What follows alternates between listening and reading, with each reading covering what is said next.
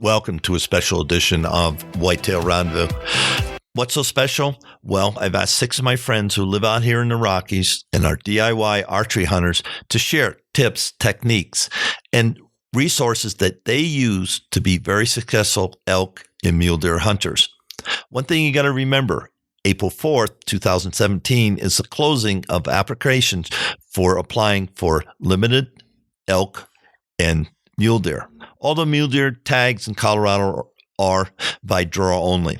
Now, there's many areas in Colorado where you can apply for an elk, or you can choose to take an over-the-counter tag. As you might imagine, there's fewer hunters in the limited draw areas, but you still can get a tag, and we have hundreds of thousands of acres of Forest Service land, so you can pick the place you want to hunt. Talking about picking a place, there's no better research tool than GoHunt.com Insider. And I have Brandon Evans as a guest on the show, and he's going to lead off telling you why GoHunt.com is the place to go, why Insider will give you all the information that you need to know about hunting Colorado. Why? Because I wrote many of the big game unit profiles. What does that mean? You're going to find at GoHunt.com how many preference points it takes. What's the class of trophy that's in there? Is it a 260 bull, a 300 bull, or a 350 bull? As you might imagine, a 350 bull, if it's in a limited draw area, it's going to take a heck of a lot of preference points. It might take years, but they'll still give you the opportunity to use their resource tools to find a place that has 265 bulls, Pope and Young bulls, and you can get an over-the-counter tag. So Brandon Evans from GoHunt.com Insider is going to share how, why, when, and where you can be a successful DIY hunter in the state of Colorado for elk and mule deer. Oh, one thing I want you all to remember, you need to listen to the whole show to get the promo code. What's the promo code going to do? When you sign up to be a member of GoHunt.com Insider, you will be given a Sportsman Warehouse gift card. How much is that gift card? Well, you're going to have to listen to the end of the show to get that. Hey, folks, sit back, relax, and dream about hunting elk and mule deer in the Rockies, specifically in the state of Colorado, coming up this fall. Welcome to a special episode of Whitetail Rendezvous. Why is it special? Well, folks, this is for all you people in the Midwest, all you people that have elk hunting on your bucket list, want to come out to the Rockies. Specifically, I'm going to talk to Lisa Thompson today. She is the Vice President of Sales and Marketing for Hunt Data and a pro staff at a number of companies. And Lisa and I are going to chat about what it takes to be a DIY hunter in the Rockies. Lisa, welcome to the show. Thank you, Bruce. Thanks for having me on. I appreciate it. It's great. I love talking elk. I love talking the Rockies, and I look forward to this conversation. So, in the warm-up, we talked about 3 critical things for you, kind of your go-to list if somebody asks you at a show or something. You know, what do I got to do? What have I got to do to hunt elk? And we're going to spend about a half an hour unpacking that. But your first thing, I believe, is you got to be in shape. Let's unpack that and help people realize how unforgiving these mountains are. Well, yes, they are. The Rocky Mountains are, they're tall. I live here in Colorado, and we have 52 peaks that are 14,000 plus, and the elk just run underneath those peaks. They're, in my view, they're about 12 to 13,000 feet, especially for bow hunters.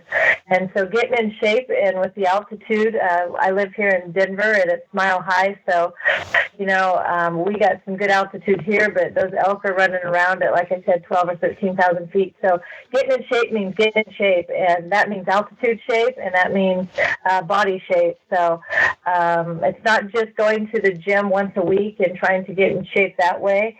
I would tell somebody to get a backpack on that they're going to carry, get their hunting boots that they're going to wear, and I would tell them to go hike, or even if they go to the gym on the treadmill, I would do it with that stuff on, because so many people come out here and the altitude gets them, and their boots they haven't wore, and they have blisters, and they can't walk after a day or two, and they look up and they glass them, and the elk are, you know, really high, and they just can't do the hunt anymore.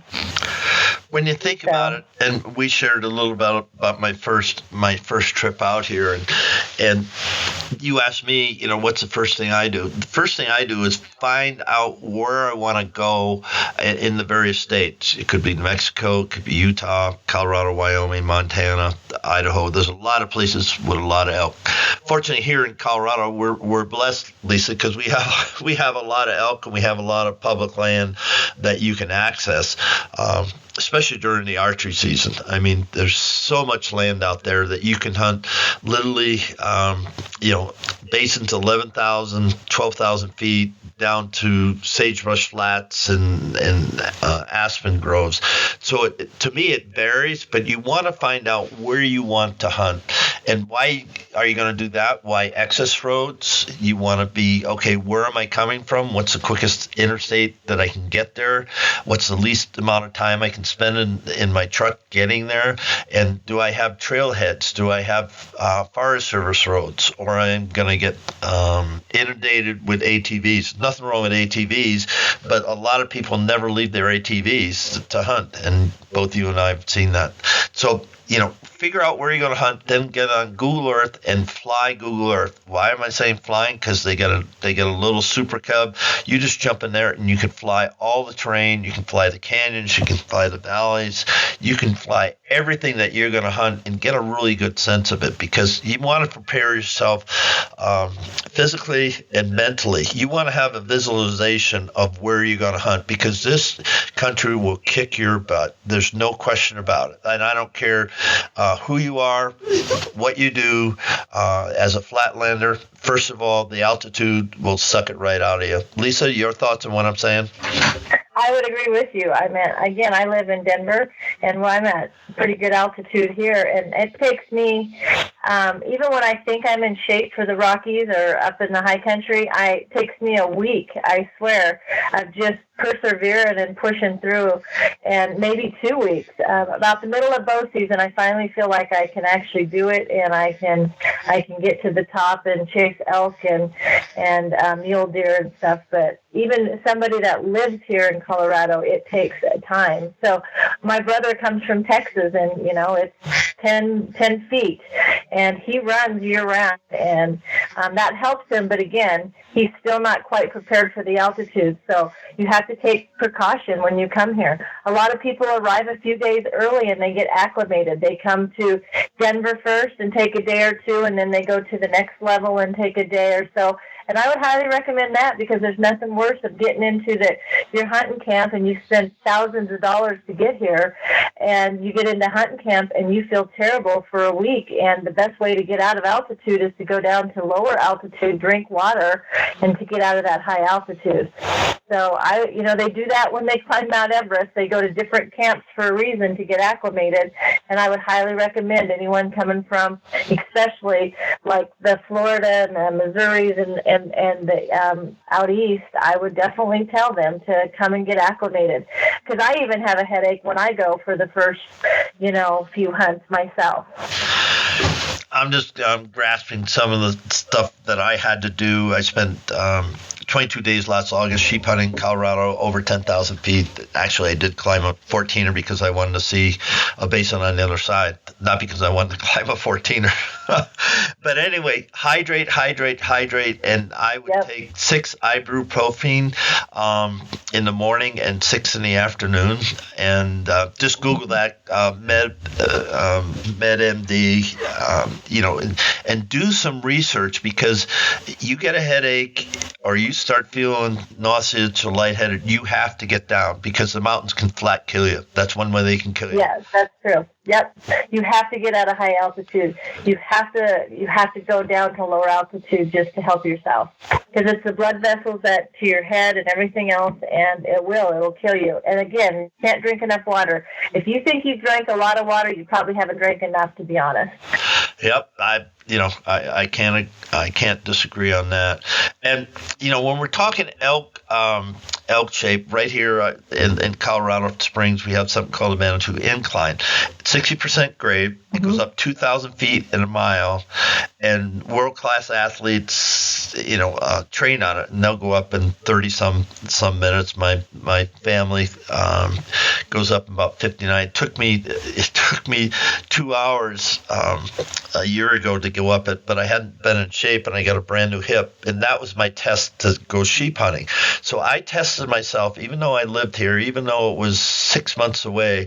I wanted to see if I could climb the incline, because I knew if I could climb that, I could climb anything. And the reason I tell you this story, someplace in your town you have a football stadium, someplace in your town you have a hill, someplace in your town you have something that's really steep, and if you do it 10 times, you're going to puke. Okay, that's where you want to work out. Right, that's true. And you're lucky in Colorado Springs, like you said, you have a lot of training stuff. That's where all the Olympians come and train for the Olympics, so you're correct. So, okay. I think one of the things I see, though, Bruce, and I see it over and over again because I take so many people hunting, it's the simplest thing, but it seems to be a major problem when I take them. We can talk strategy and we can talk, data and where you're going, but it comes down to, I would tell you, about 80% of the hunters I take, the number one reason they can't hunt anymore, besides the obvious, is their boots. They get blisters immediately on the first hike, and they're done for the week. And it's because they haven't got the calluses or whatever they need on their feet in order to wear their boots, because they wore their tennis shoes at the gym every day, and they just didn't get their feet, in hiking condition, and they put these boots on, and they have 2 and 3 inch blisters, and they can't really even go anymore, because it's too painful. And to me, that is such a simple thing, but it seems to be such a big problem. And I've seen it over and over and over with just about every hunter I've ever taken. It's crazy. So I'm like, why when you got in shape, why didn't you wear your hunting boots? Because that's what you're going to wear out in the field. And so, like I said, it's a simple thing, but it's a very difficult thing too. So that would be one of my number one things is, did you get in shape with your hunting boots on? Let's stay right there and talk about hunting boots, because, a gazillion go to Cabela's, Bass Pro, REI, the list goes on and on.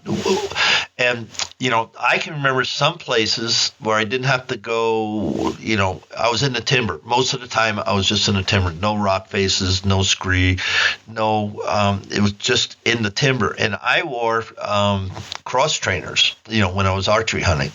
But then when I came to take my elk out, I had to put on my heavy boots just for the support. Your thoughts on that? I would agree. It depends where you're going, but I traditionally always wear my hunting boots. And the reason being is I like the support in them. Even though I have cross trainers like you were saying and stuff, even if I'm in lowlands of aspens and sagebrush, I traditionally out of habit wear my boots just because of the support and the orthotics that are in them.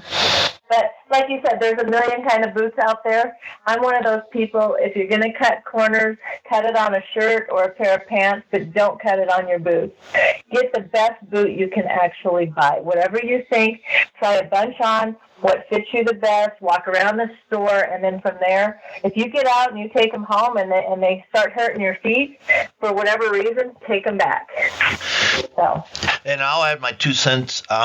Your pair of boots, your preparation of your feet for walking 5, 10, 15 miles a day in terrain that's all up and down.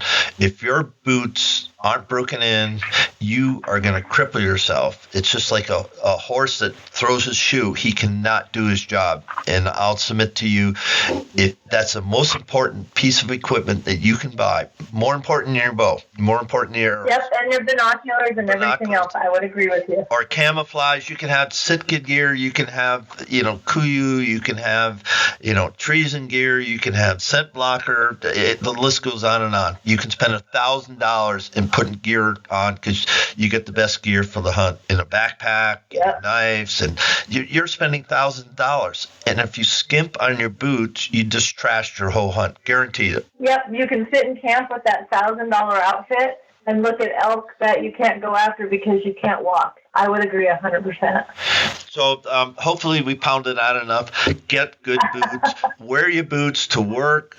Wear them around the house. Wear them doing the lawn. Not playing tennis. I wouldn't recommend that.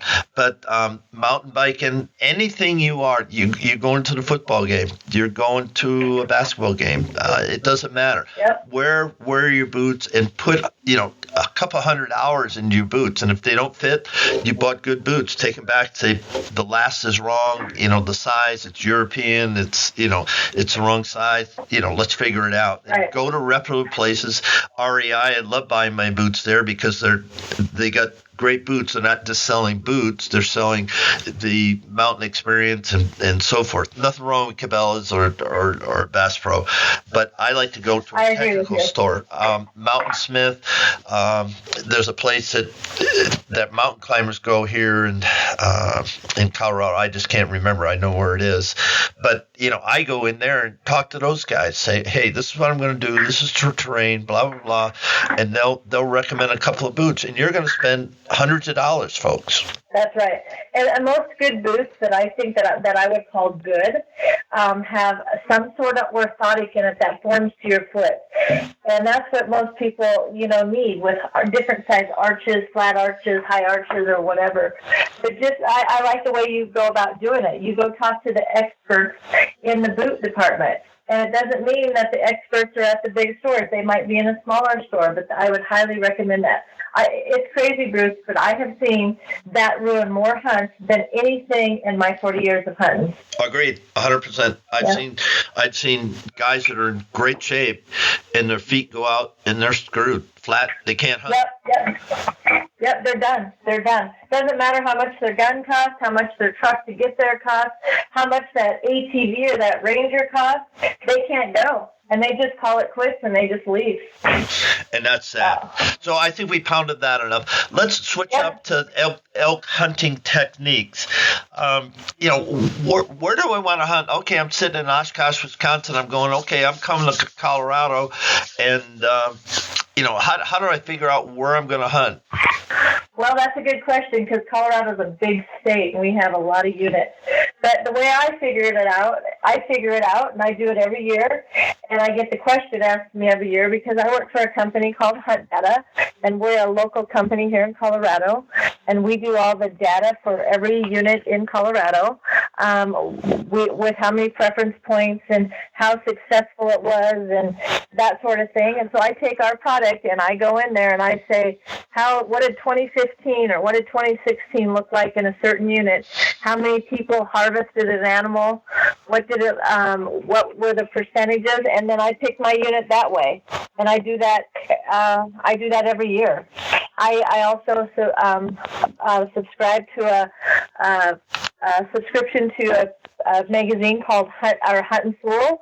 I use their information for research also because I hunt lots of different states, and so it's a great research tool to see where you want to hunt and what unit you want to hunt, and trying to narrow down what unit of what state you're going to hunt.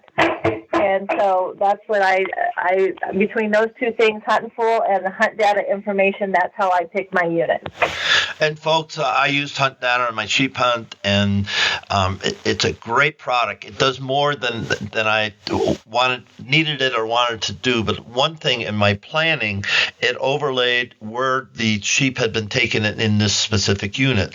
And so I kind of had an idea of what basins they were at. And if every year there's one ridge that a ram was taken off of, but it's way away from every place else, that's where I want to hunt, because I want to hunt that one ram. I don't want to hunt where everybody else is going because more rams are up. Right. I want to pick out those little hidden spots. And talking to Danielle Johnson, who's Lisa's partner with Hunt Data, they help me understand, here's what you do, Bruce, and here's your way markers. You guys know how to do the GPS thing. But when you have the maps, you got topo maps, you got harvest maps, and they're all overlaid. The tool will put you where you need to be, and it's not that hard. I'm 70 years old. It's not that hard to use. And with some just simple tutorial, and you download your maps, you have a device right on your phone that will do everything you need. Let's give props out to Hunt Data. Anything else you want to say about Hunt Data? No, I think you nailed that on the head. It's a product that we have that you can load to your iPhone, your iPad, your Garmin, your Droid, and it shows you when you're out in the field, in satellite mode, because you can turn all those. You have your cell phone, you can go to airplane mode, and you know right where you're at, because your iPhone has a satellite chip on it, so you always know where you're at. So if the fog comes in, the snow comes in, you know how to get back to your camp, to your truck, or whatever, your ATV. It's a great product. That's one of our products. That's our mapping product. But the product I was talking about a little bit earlier is called Big Game 7.0, and that's the one that you say, I have 3 preference points, I have no preference points. You put that in, and then we show you all the units in Colorado that require 3 points or 5 points, and then we show you the statistics in the last 10 years, how well it hunted, how many people hunted it, how successful they were, and so it's a great tool to do research for. I talk to a lot of people that are hunting areas that the animal success in like first rifle season per se might be 10%, and they're wondering why they can't get an elk. Well, out of 100 people, 10 people are, and I'm like, why don't you go to a unit that's maybe 30%? So it's a great tool for them to, and myself, that I use every year to find out where I'm going to go hunting, especially when you're waiting for a draw, because you want to gather preference points in Colorado so you can hunt a draw area. So you hunt a lot of years in an over-the-counter area, so it's a great tool for that. Thanks for that. Let's switch it up.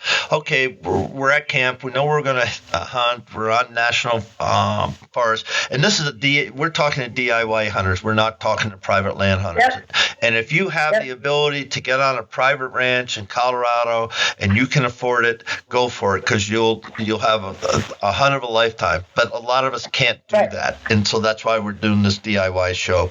And so we're in camp, and we start thinking, okay, I know some drainages, I know some saddles, I know some basins. It's going to take me 3 hours to walk up there in the dark. Let's stop right there. If you cannot handle the dark, get over it or don't come elk hunting. Your thoughts, Lisa? I agree. I hunt till the last light, and most of the action for me comes in the last light. So if you're not willing to walk out in the dark a couple miles or whatever, how far you got from camp, it's tough. I don't know. I know a lot of people that take horses, and if they don't have a wrangler with them, they leave before that, the last hour or so, because they need to feed horses and they have to water them, and they don't want to do it in the dark. And to me, they've missed the best part of hunting. They've waited all day for that, especially with our bow hunters. It's so hot here. That last hour of the hunt is probably definitely the best. And so I would tell people that are bringing horses or hunting off a horse, I'd say bring a wrangler with you. Bring somebody that will take care of the horses so you can hunt. So. Thanks for that. And so I'm going to throw out one technique that worked for me, and I learned it a long time ago. When you get in the area, don't hunt elk per se. Get up on the highest ridge you can to cover the most land you can. Get out your heavy glass. I mean, your the best spotting scope you got, the best glasses you have, and just sit there the whole day. And this should be before season opens. And just watch the ridges, watch the basins, watch water sources, watch funnels. Whitetail guys, you know what funnels and pinch points are. Well, elk have exactly the same thing. Lisa, how would you start off your hunt? Well, I start my hunt off early. I actually set up, even in national forests, all mine's do-it-yourself hunting. I put up game cameras of places that I have, if you can. I know if you're coming from out of state, but that's where you hopefully have a buddy in Colorado that would help you. Maybe you make a trip out here or what. But Donnell and I set up game cameras early, and then we check them. And if we can't check them, we ask our buddy to go check them. And so that's one way we do it. If you can't do that, obviously, get out here early, get acclimated like I talked about earlier. And, if you could come a week early, that would be great. Like you said, I get on the highest point that you can find, and I just glass all day. And a lot of times elk do get up and eat lunch too. You can still see them around, sometimes you can see them up feeding at noon or whatever, but that first early part, being there at first light and being there at last light when you're scouting is so important. And so glassing is, patience, but glassing, trying to figure out what they do every day. When do they go down to water? When do they go to their bedding? Because when it's time for the hunting season to start, you can maybe intercept them when they're going from their bedding to their feeding place. Just thinking as you were talking, some people I know that have been very successful hunt one day. Why? Because they got out here a week, 10 days before. They did all their hunting when nobody else was in the forest. Yeah, a couple of days before, the rigs will start coming in, the tents will start going up, and guys start taking a little walk. But if you're serious about it, your hunt should be over the first or second day if you do it right. Your thoughts, Lisa? I would agree with you. I think everybody takes their week or their 10 days or 2 weeks during the hunting season, and if they did what we were talking about right now, they did their hunting the week before because they watched the pattern the animals, and they're done within a day or two because they sat there for a week and watched them do the same thing. They're a migratory animal. They're very habitual. So until they're buggered, if they're not buggered at all, they're gonna do the same thing every day. And so I agree with you. That's one of the smartest ways to hunt the Colorado Rockies, if you ask me.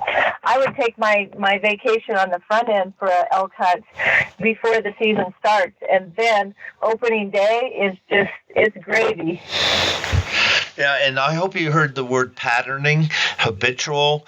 Whitetails, we know where they should come every single day, especially in September before the rut starts. And elk are exactly the same thing, only they live in 10,000 acres, not 40. That's the hard true. part. That's the puzzle piece that buries people. But all the wonderful hunts I've had, the more time I spend in the front end, the hunt's over. I mean, open day comes up, I'm exactly where I want to be because I left camp at 2 a.m. in the morning. I know right where I want to be. I'm sitting there. The elk comes out. I go, mew. I don't bugle. I just mew. And all of a sudden the heads come up and the bull will go, what's that? Yep, they think they picked up another cow. And then they just walk in and you shoot them with your bow. I mean, is it that simple? Yep. No. But can it happen that way? Yes. Yes. It happens a lot. A lot of people do get theirs on opening weekend. And again, they didn't just happenstance on that. That didn't just happen. They didn't just fall into it. I guarantee if you sat most of those people down, they've been watching these elk. They've been glassing these elk. They have a game camera up. They've been watching them do the same thing every day. Now, the only trick to that is, and we don't want to oversee this, is that, so you know what they're doing every day. You've watched them from another mountaintop every day. Now the trick is playing the wind and making sure on opening day, whatever that is, knowing if the thermals are coming up in the morning or going out, just knowing the wind, because the wind will kill you faster than anything. Agreed. And let's wrap this up, and I'm just trying to think. Every afternoon, especially in the fall, storms come in. And your thoughts about being safe, and if you're in the Alpine, what the heck you need to do if they start rolling in. And I'm talking thunder, lightning, snow, rain, hail, 30, 40 mile an hour winds. I mean, it gets nuts, absolutely nuts. So how do you stay safe? It does. Well, sometimes you're just kind of in a place that, a lot of times Donnell and I will walk into an area early in the morning, like you said, 2 or 3 in the morning, and we're 4, 5, 6 miles back. It's not like we can just run to camp and get out of it. We traditionally hunker down under a tree, and sure, can that tree get hit by lightning? That's true. But we usually hunker down under a tree, and we have rain gear with us, and sometimes I will even carry a tarp if it's a small tarp on my pack, just so we can kind of cut some of the elements down, and we just tuck in and wait for it hopefully to pass. And if it doesn't, then we get up and we hunt it out. So, but again, we don't sit on top of a mountain when it's lightning and that sort of thing. We get behind and we go down in elevation and we just sit and we try to wait the storm out. Well, thanks for that. We've already burned almost 40 minutes, and I just want to give a shout out to GoHunt.com. Brandon Evans and Chris Porter, Renzo Sartini, and they're helping make this whole series possible. So I want to give a shout out to you guys. And folks, if you don't know Go Hunt, go to gohunt.com, Insider, and become an insider. And a lot of things that we're talking about, they discuss every single year. And be a friend of Hunt Data, because these gals, they know Colorado. Didn't you just come out with Utah also? We came out with Utah. We have Arizona, Wyoming, and Colorado. We have 4 states now, and we're working on Washington and Montana. So they're a growing company. They're a great company. So whoever you decide to use, the biggest thing I would say is use it. Your final thoughts, Lisa? I would agree. Research is your number one friend. You can do it from sitting in your house or your office at lunchtime and just come out with the knowledge, and then put the boots to the ground and go have fun. Check out all the sunrises and all the sunsets, because God gave us a great world to explore, and I just say have fun. On behalf of Whitetail Rendezvous, Lisa Thompson of Hunt Data, thank you so much for being a guest on the special edition of Whitetail Rendezvous, DIY, the Rockies. Thank you, Bruce. As promised, here's the good stuff.